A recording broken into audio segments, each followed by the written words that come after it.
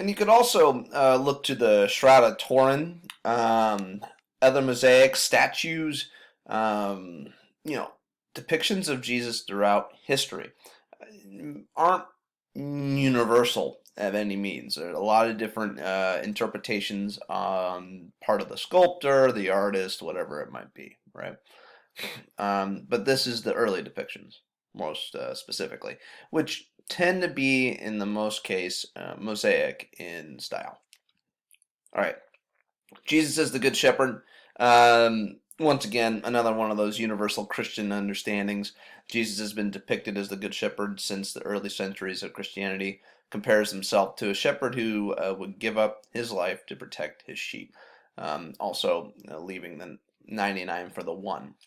Right? So Christ's mercy, Christ's desire for you to be with him essentially has no bounds. And that is not just Catholic perspective, that's Christian as well. All right. One final mark here, the cross itself. Another one of those kind of divisive symbols in the Christian world. Obviously, us Catholics emphasize the crucifix, right, as our symbol of what transpired. Whereas in the Christian denominations, they, for the most part, remove the corpse, the corpus of Christ from the cross itself in their symbol, for whatever reason, right? But to the symbol itself, the cross itself is a primary symbol of triumph for Christians in the face of it being an instrument of execution and torture. Christ overcomes death on that cross, on that traditionally symbolic instrument of death, right? Many different types of crosses have been developed, right? We have our mercy cross that has, kind of a roundabout cross, round edge cross, and it's, followed along with a frame of another cross, right? But yeah, it's not the only symbolic cross you'll see. There's Celtic crosses. There's, Romanesque crosses. There's plenty of different types of styles and shapes and whatnot. Most are still popularly used in worship and as ornamental adornments.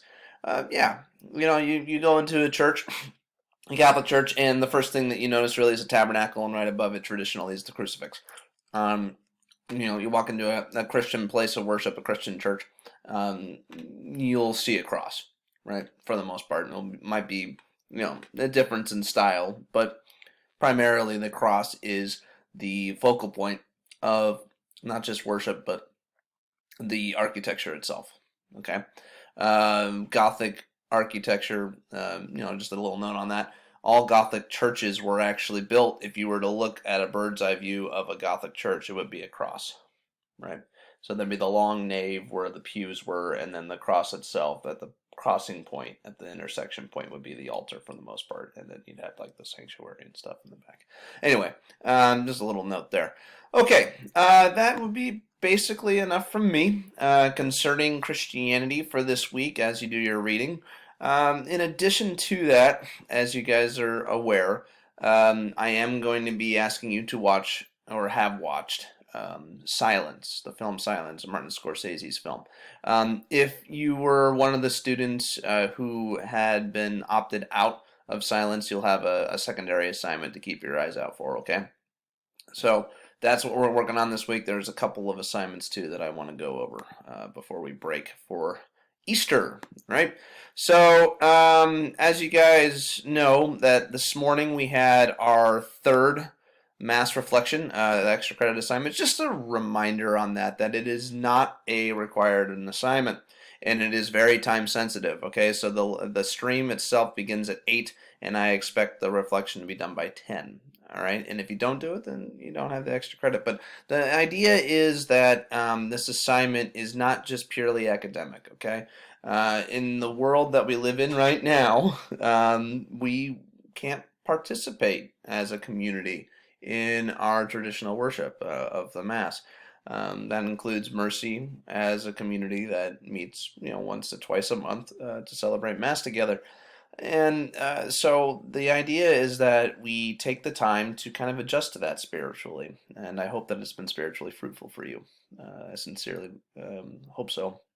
I know that for me, it's been definite struggle not being able to go to mass, and especially confession. So viewing the mass and praying along that viewing of the mass has been rather helpful for me. So I hope the same for you. Anyway, in the Google Classroom, you have your introductory assignment to silence. It kind of gives you kind of the background. You have an interview with Martin Scorsese himself, and a couple of questions I'm expecting you to respond to if you're doing the silence. If you're not doing the silence, please look to the secondary assignment. That will be in the Google Classroom as well. And what I've done is the assignment for silence is only for the students who didn't opt out of watching it. Okay, so you should be receiving it. If you did opt out, if your parents did email me or contact me in some fashion saying that they preferred you not to view the movie, then though the secondary assignment will be assigned only to those students. All right. So that's what you're going to be working on alongside the mass reflection, if you so choose to. You have one today. You will have one more on Wednesday, and that's the final extra credit opportunity. And you still do have Chapter 13 review due on Thursday by 3:15. All right.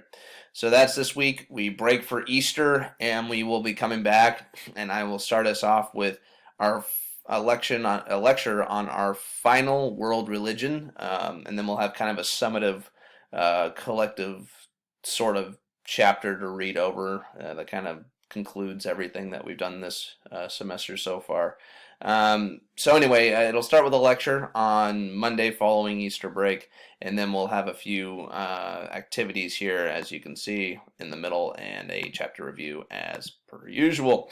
And then the week after that, we'll start our Big Three activity, which is going to be a comparative assignment, kind of similar to your compare and contrast of the first three world religions that we studied, except I'm going to add a little twist to it. So it'll be a little bit different, and you'll get a video on that in a couple weeks on the Monday of that week. And then I do hope I'm going to be reaching out to Diana Winston on possibly hosting a Zoom on Buddhist mindfulness. If you recall, she was the Buddhist monk whose TED Talk we watched earlier in the semester. She did reach back to me, and she is interested in fielding some questions.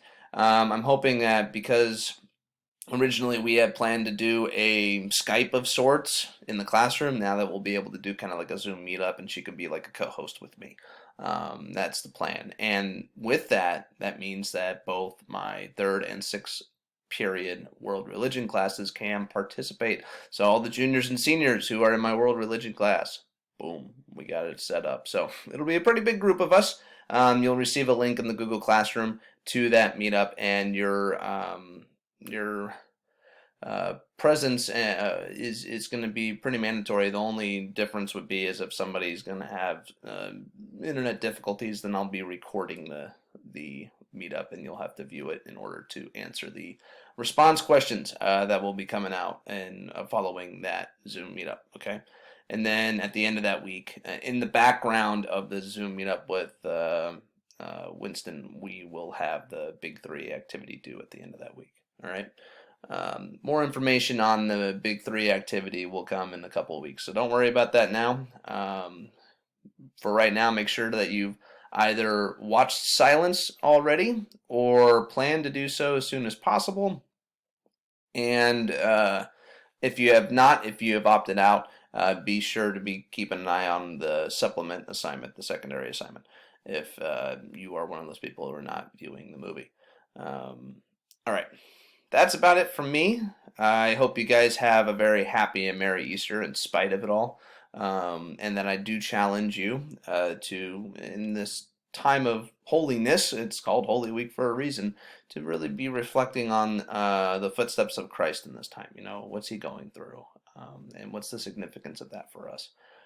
Be thinking about that, especially bringing it to prayer if you're viewing the Mass, right?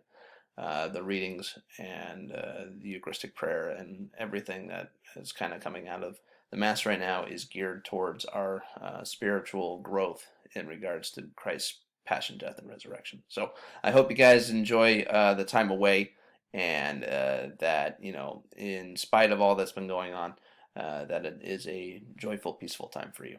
Okay, so as always, stay safe, stay well, and God bless.